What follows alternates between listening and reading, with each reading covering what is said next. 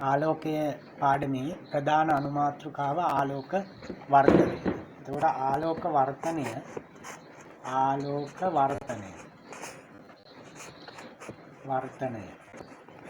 ආලෝක වර්ධනය කියලා කියන්නේ පුතේ එක දිශාවකට ගමන් කරන එක් මාධ්‍යයක ගමන් කරන ආලෝක කිරණයක් තවත් මාධ්‍යයකට ගමන් කිරීමේදී එක මාධ්‍යයක ආපු ආලෝක කිරණයක් තවත් මාධ්‍යයකට ගමන් කරනකොට මාධ්‍ය දෙක වෙන් කරන පෘෂ්ඨයේදී මෙම කිරණය නැමී ගමන් කරනවා.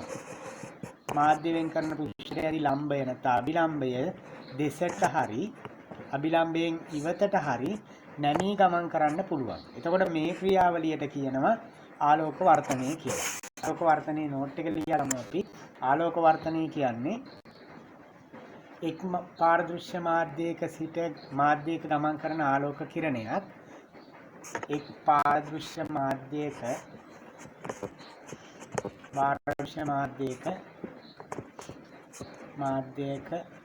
ගමන් කරන ආලෝක කිරණයක්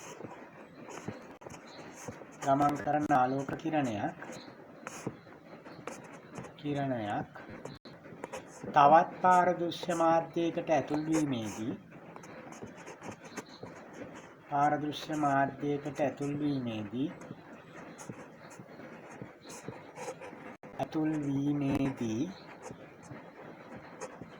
නැමී ගමන් කිරීමේ ක්‍රියාවලිය නැත්නම් අපගමනය වීමේ ක්‍රියාවලියට කියනවා වර්ධනය කියලා. දැන් අපි මෙතෙන් කතා කරනවා පාරදෘශ්‍ය මාධ්‍ය ගැන. එක් මාධ්‍යයකින් තවත් මාධ්‍යයකට ගැන. මොකක්ද පාරදෘශ්‍ය මාධ්‍යයක් කියන්නේ? පාරදෘශ්‍ය මාධ්‍යයක් කියන්නේ 11 වසරේදීත් ඉගෙනගෙන තියෙනවා ආලෝකය ගමන් කරන මාධ්‍යයකට කියනවා පාරදෘශ්‍ය මාධ්‍යයක් කියලා. එතකොට මාධ්‍ය වර්ග දෙකක් තියෙනවා. එක මාධ්‍ය දෙකක් සැසඳීමේදී අපිට එක මාධ්‍යයකට කියනවා විරල මාධ්‍ය, අනිත් මාධ්‍යයට කියනවා ගහන මාධ්‍ය. මොකක්ද මේ විරල මාධ්‍යයයි ගහන මාධ්‍යයයි කියන්නේ? එතකොට මුලින්ම කතා කරේ ආලෝක වර්ධනය ගැන. ආලෝක වර්ධනය කියන්නේ එක් මාධ්‍යයක සිට තවත් මාධ්‍යයකට ආලෝකය ගමන් කරනකොට නැමී ගමන් කිරීමේ ක්‍රියාවලියට. දැන් කතා කරන්නේ මාධ්‍ය මොනවද මේ මාධ්‍ය කියන්නේ කියලා. එතකොට අපි මුලින්ම කතා කරනවා විරල මාධ්‍ය කියලා. විරල මාධ්‍යයක් කියලා කියන්නේ මාධ්‍ය දෙකක් සැලකුවහම ආලෝකයේ ප්‍රවේගය වැඩි මාධ්‍යයට කියනවා විරල මාධ්‍ය කියලා. එතකොට මාධ්‍ය දෙකක් සැසඳීමේදී නැත්නම් මාධ්‍ය දෙකක් සැලකීමේදී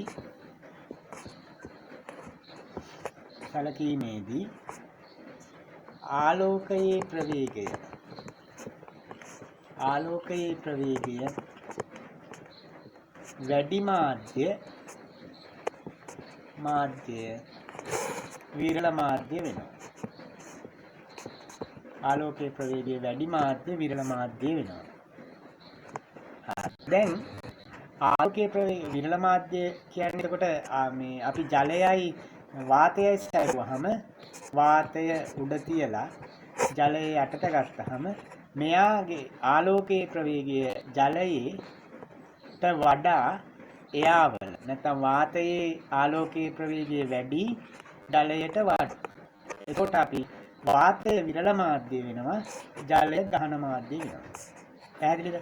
මෙයා විරලයි, මෙයා ගහනයි. හරි. නෝට් එක දාගන්න පුළුවන් මේ විදිහට. ආලෝකයේ ප්‍රවේගය c එයාවල වැඩි නැත්නම් වාතයේ වැඩි ජලයට වඩා.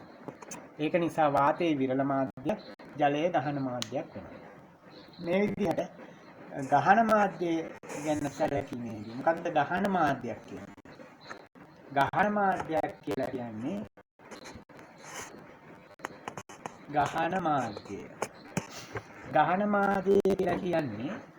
මාධ්‍ය දෙකක් සැලකීමේදී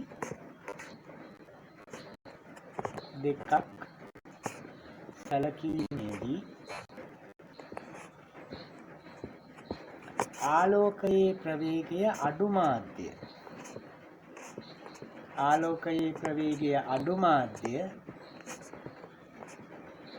මාධ්‍ය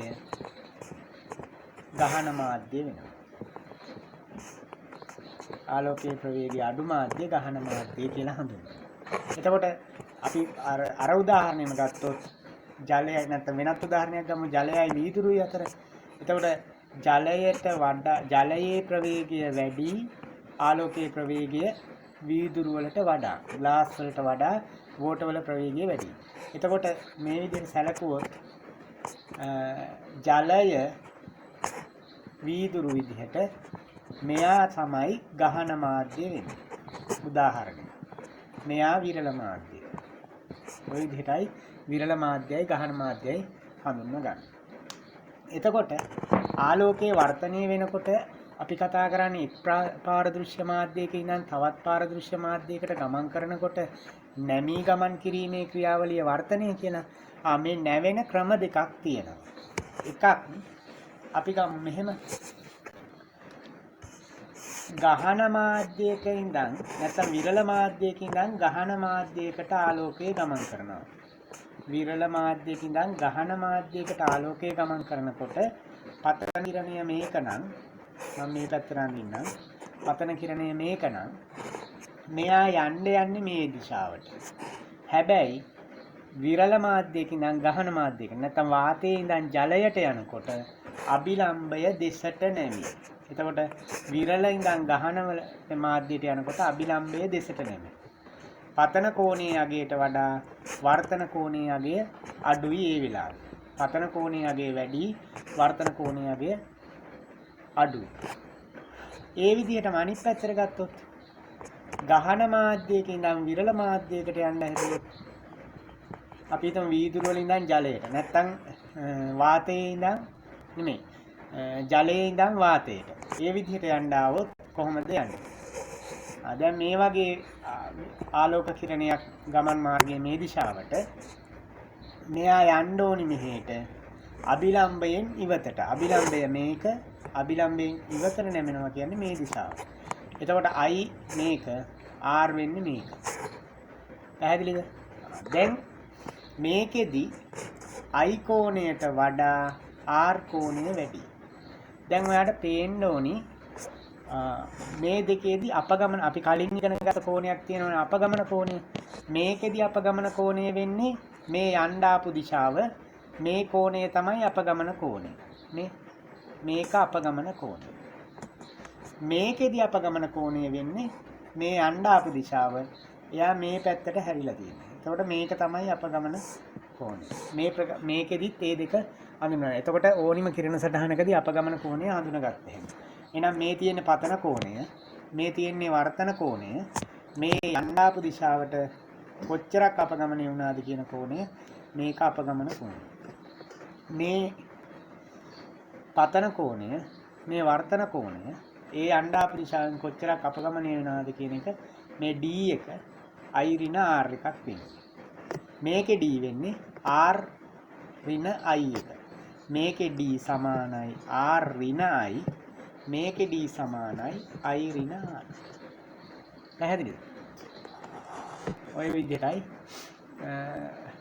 විරල මාධ්‍යයෙන් ඉඳන් ගහන මාධ්‍යයටත් ගහන මාධ්‍යයක ඉඳන් විරල මාධ්‍යයකටත් ආලෝක කිරණයක් ගමන් කිරීමේදී කිරණ හැසිරෙන්නේ සහ අපගමන කෝණය ගැන දැන් අපිට අවබෝධයක් තියෙනවා. පතන කෝණය, වර්තන කෝණය කියන්නේ මොකක්ද, අපගමන කෝණය කියන්නේ මොකක්ද කියන එක ගැන අවබෝධයක් තියෙනවා. මේක තවදුරටත් පැහැදිලි කරගන්න මම භාවිතා කරනවා මෙන්න මේ සිමියුලේෂන් එක. බලන්න මේකෙදි මම මේ තියෙන්නේ පතන කිරණය, ඊට පස්සේ මේ තියෙන්නේ අභිලම්භය, මේ තියෙන්නේ වර්තන කිරණය. මේ තියෙන්නේ පෘෂ්ඨයේ වැදුනට පස්සේ කොටසක් පරාවර්තනය වෙනවා. එතකොට ඒ කිරණය තමයි මේ දක්වා තියෙන්නේ. හරි. දැන් මේ උඩ මාධ්‍ය එයා නැත්නම් වාත මාධ්‍ය මේ index of refraction නැත්නම් වර්තනාංකය ගැන මම ඊළඟ කොටසේදී කතා කරනවා. උඩ මාධ්‍ය වාතය, යට මාධ්‍ය මේ වීදුරු. එතකොට ආලෝකයේ වේගය වාතයේදී වැඩි, මේ කොටසේදී වැඩි, මේ කොටසේදී අඩුයි. එහෙනම් මේ කොටස විරල මාධ්‍යයක් වෙනවා, මේ කොටස ගහන මාධ්‍යයක් වෙනවා. එතකොට විරල මාධ්‍යයකින් ඉඳන් ගහන මාධ්‍යයකට ආලෝකය ගමන් කරනකොට යන්න ගියේ මේ දිශාවේ. හැබැයි ආලෝක කිරණය නැමී ගමන් කරනවා මේ අභිලම්භය දෙසට. මේක තමයි ආලෝකයේ වර්තනය කියලා අපි අඳුරගන්නේ. එතකොට විරල මාධ්‍යයකින් ඉඳන් ගහන මාධ්‍යයකට එනකොට ආලෝක කිරණය අභිලම්බයේ දෙසට නැමී ගමන් කරනවා. මේ කිරණය එතකොට මේ පතන කෝණයේ 54.9යි අංශක මෙතන අංශක 33යි වර්තන කෝණයේ අගය. මේ බලන්න පතන කෝණයේ අගය වැඩි වෙන්න වර්තන කෝණයේ අගයත් වැඩි වෙනවා. ඔය එක අවස්ථා උපරිමයක් දක්වා එන්න පුළුවන්. ඔය පතන කෝණයේ අගය අංශක 90ක් දක්වා આવොත් උපරිමය දක්වා එතකොට මාධ්‍ය දෙක වෙන් කරන පෘෂ්ඨයේ දිගේ තමයි ආලෝක කිරණය ගමන් කරන්නේ. ඒ වගේම අපි පතන කිරණයේ පතන කෝණය අංශක බිඳුව දක්වා අඩු කරොත් ඒ කියන්නේ අභිලම්බයේ දිගේ ආවොත් මේ බලන්න ආලෝක කිරණය එතකොට වර්තනය වෙන්නේ නැත. එහෙනම් හොඳට මතක තියාගන්න අභිලම්බයේ දිගේ පෘෂ්ඨයට ලම්බකව පතිත වන ආලෝක කිරණයක් වර්තනයෙන් තොරව තමයි මාධ්‍ය හරහා ගමන් කරන්නේ. හරි දැන් අපි බලමු උඩ මාධ්‍ය ගහන මාධ්‍යයක් වෙලා යට මාධ්‍ය විරල මාධ්‍යයක් වුණොත් මොකද වෙන්නේ කියලා. මම යටට දානවා උඩ මාධ්‍ය ගහන මාධ්‍යයක්. දැන් බලන්න වෙන දේ. දැන් ඔබට පේනවා ඇති මෙතන පතන කිරණය මේ ආවා. එතකොට එයා යන්නේ මේ දිශාවට. නමුත් දැන් අභිලම්බයෙන් ඉවතට තමයි ආලෝක කිරණය වර්තනය වුනේ. ඔය අභිලම්බයෙන් ඉවතට. එතකොට පතන කෝණයේ අගයට වඩා වර්තන කෝණයේ අගය වැඩි. පතන කෝණය 34.9ක් වෙනකොට වර්තන කෝණයේ අගය තවත් වැඩි වෙනවා. එතකොට පතන කෝණයේ අගය වැඩි වෙන්න වර්තන කෝණයේ අගය වැඩි වෙනවා. ඒකෙදිත් එක අවස්ථාවක් එනවා. දැන් මේ අපි මේ අවස්ථාවට කියනවා පූර්ණ අභ්‍යන්තර පරාවර්තනය කියලා. ඒකෙදි වෙනම කතා කරනවා. දැන් මේකෙදි අභිලම්බයේ දිගේ ආවොත් ආලෝක කිරණය වර්තනය නොවි යන්නේ. තවත් සිමියුලේෂන් එකක් පෙන්වුවොත් මේ බලන්න අපගමන කෝණය මේකෙදි පැහැදිලිවම පෙන්විය හැකි. මේ තියෙන්නේ පතන කෝණයේ අගය. එතකොට පතන කෝණයේ අගය මේ තියෙන්නේ යන්න මාර්ගය. මෙන්න මේ කෝණය තමයි අපගමන කෝණය. දැන් මම පුනා මේක පැහැදිලි කරා. පතන කෝණය, වර්තන කෝණය සහ අපගමන කෝණය කියන කොටස් දෙක. මේක තව ඇන්ගල් එක ඉන්සිඩන්ට් ඇන්ගල් එක වැඩි කරොත් ඒ කියන්නේ පතන කෝණය අගේ වැඩි කරොත් අපගමන කෝණයත් වැඩි වෙනවා. වර්තන කෝණය අඩු වෙනවා, අපගමන කෝණය වැඩි වෙනවා. ගහන මාධ්‍යයකින් ඉඳන් විරල මාධ්‍යයකින් ඉඳන් ගහන මාධ්‍යයකට ආවොත්. මෙයා විරල මාධ්‍යයක් වුණොත් යට තියෙන විරල මාධ්‍යයක්. එතකොට ගහන මාධ්‍යයකින් ආවොත් ගහන මාධ්‍යයේ ඉඳන් විරල මාධ්‍යයට යනකොට ආලෝක කිරණය අභිලම්බයෙන් ඉවතට වෙනවා. මේ ඔබට පේනවා ඇති මම අර කලින් සඳහන් කරා විදිහට වර්තන කෝණයට වඩා පතන කෝණයේ අගය අඩුයි. ඒ වගේම මේ තියෙන්නේ යන්න ආපු දිශාව මේක මේ තියෙන්නේ අපගමන කෝණය. එතකොට මේකේ පෙන්නනවා අපගමන කෝණය 20.9.1 අංශක කියලා. හරි පුතේ දැන් මම හිතනවා පැහැදිලි ඇති කියලා ඔයාලට ගහන මාධ්‍ය කියන්නේ මොකක්ද? විරල මාධ්‍ය කියන්නේ මොකක්ද? ගහන මාධ්‍යයක ඉඳන් විරල මාධ්‍යයකට එනකොට ආලෝක කිරණයක් මොකද වෙන්නේ? විරල මාධ්‍යයක ඉඳන් ගහන මාධ්‍යයකට එනකොට මොකද වෙන්නේ? ඊට පස්සේ පතන කෝණයේ අගය, වර්තන කෝණයේ අගය සහ අපගමන කෝණය කියන කෝණ සියල්ලම පැහැදිලි ඇති කියලා මම විශ්වාස කරනවා. හරි ඊළඟට පාඩමේ කතා කරන්න තියෙන්නේ වර්තන නියම ගැන. වර්තන නියම සම්බන්ධව ඊළඟ වීඩියෝ එකෙන් අපි කතා කරනවා.